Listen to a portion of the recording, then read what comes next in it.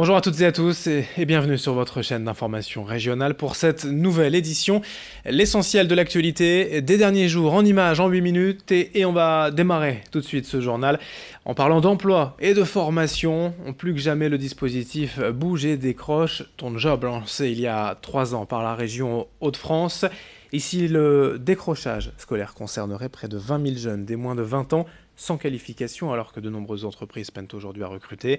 L'idée, c'est donc de repérer ces jeunes, leur proposer des parcours de formation courtes, de quelques mois, en lien évidemment avec les besoins des secteurs en tension. L'originalité du projet est surtout d'y associer un voyage, un stage à l'étranger. Déjà plus de 130 jeunes ont pu bénéficier de ce dispositif et une cinquantaine sont allés au bout et ont aujourd'hui une situation stable. Explications complémentaires recueillies par Rémi Desremeaux. C'est la Belgique, le Luxembourg et l'Italie qui sont partenaires de ce projet. Avec la Belgique et le Luxembourg, il y a la proximité aussi, qui fait que les choses sont plus faciles. Avec l'Italie, malheureusement, il y a eu un arrêt il n'y a pas très longtemps, il y a un peu moins d'un an, du partenariat, mais il ne faut pas se décourager, ça pourra reprendre. Pour l'avenir maintenant, qu'est-ce qu'on va faire avec le projet? Eh bien, de façon déjà capitaliser sur tout ce qui a été mis en place, les outils qui ont été développés, qui vont servir aussi, qui vont aider les missions locales. Je pense qu'ils vont aider dans l'approche aussi des décrocheurs, mettre de la méthode aussi pour amener ces jeunes vers l'emploi et vers leur projet professionnel. Et puis réfléchir comment on peut reproduire ces parcours d'une autre façon peut-être, l'améliorer en tout cas. Un sujet d'actualité nationale décliné en région. Les militants de la campagne glyphosate ont déposé plainte ce vendredi au tribunal de grande instance de Lille. Il y a quelques semaines, ils ont commandé des analyses d'urine afin d'établir la présence ou non de cet herbicide controversé dans leur organisme. Et résultat, comme pour l'ensemble des quelques 4500 volontaires français ayant déjà réalisé le même test, les 39 Roubaisiens participants ont des taux compris entre 0,38 et 2,93 nanogrammes de glyphosate par millilitre d'urine, soit plus de 30 fois le seuil de pesticides autorisé dans l'eau du robinet. Tout le monde est concerné, les adeptes du bio, du fait maison, personne ne peut y échapper. C'est ce qui fâche les militants, dont Dominique Planck, notre invité en plateau. On a pris le glyphosate parce que le glyphosate, c'est le pesticide le plus utilisé. Il est rarement utilisé tout seul, c'est aussi l'une des difficultés actuellement, c'est que dans le produit le plus connu qui est le Roundup, le glyphosate est associé à des adjuvants pour qu'il reste collé par exemple à la plante. Donc, et ces effets-là ne sont pas du tout analysés. Les effets dits cocktails, c'est-à-dire il n'y a pas qu'une molécule dans un produit, il y en a plusieurs. Et on a pris le glyphosate parce qu'effectivement, c'est celui qui fait l'objet de plus de débats au niveau français et au niveau européen, et que c'est le pesticide le plus répandu aujourd'hui. Et ce collectif campagne glyphosate dans la région porte plainte donc pour tromperie aggravée, mise en danger de la vie d'autrui et atteinte à l'environnement. Leur objectif est bien évidemment de faire interdire totalement ce pesticide, surtout dans l'agriculture. Du sport également dans ce journal, avec du basket et une soirée événement pour le LMBC. En début de semaine, la présentation du projet Alley-Hoop 2022, avec de nouvelles fortes ambitions pour le club de basket lillois. Au programme, un nouveau président, avec l'arrivée de Bienvenue Joe Matin, à la suite de Servais Tomavo, qui était en place depuis 23 ans. Un nouveau logo aussi, et cette signature Red Giants.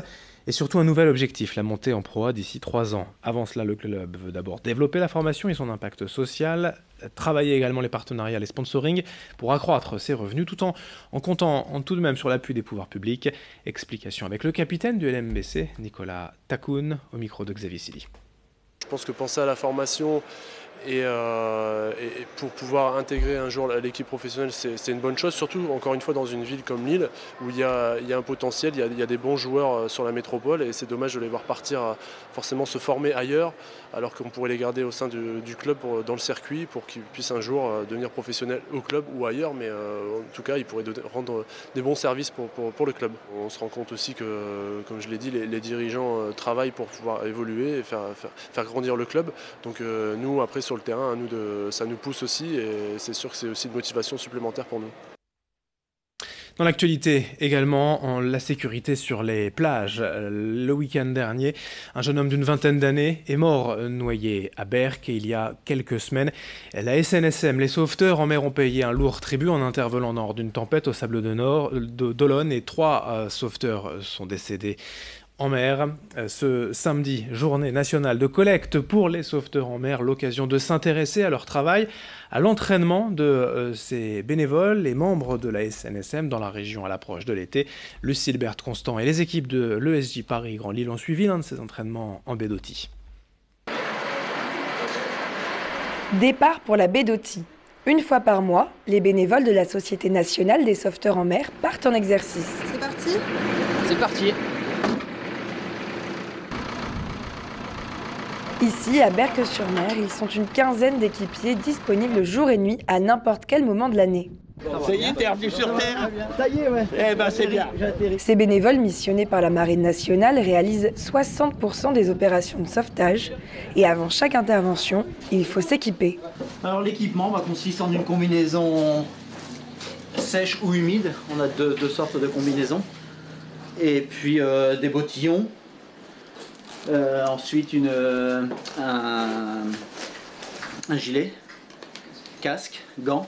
Dès qu'ils sont appelés, les sauveteurs ont alors moins de 15 minutes pour être à l'eau. Noyade, remorquage de bateaux, élitreillage, autant de missions auxquelles sont confrontés ces passionnés. Pour être efficaces, des entraînements fréquents sont indispensables. Lui va aller à l'eau. Pour l'exercice, nous on va s'éloigner un petit peu. Et en fait, on revient comme si on tombait sur une personne qui était tombée à l'eau. Et à ce moment-là, on enverra nous le nageur de bord.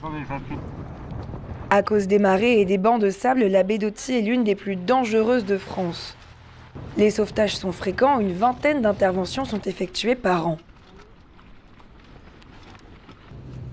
Retour à quai, entraînement réussi, mais le travail n'est pas pour autant terminé. Maintenant, il faut rincer et nettoyer tout le matériel. Après, on rentre à la station et là, on fait faire demi-tour au bateau pour qu'il soit prêt et opérationnel à repartir. 1 heure pour réarmer l'équipement et l'équipage est prêt pour une nouvelle intervention. Allez, fin de ce journal. L'info continue bien évidemment. Dans un instant, d'autres images à suivre. L'actualité se poursuit et très bonne journée à toutes et à tous. Merci de votre fidélité.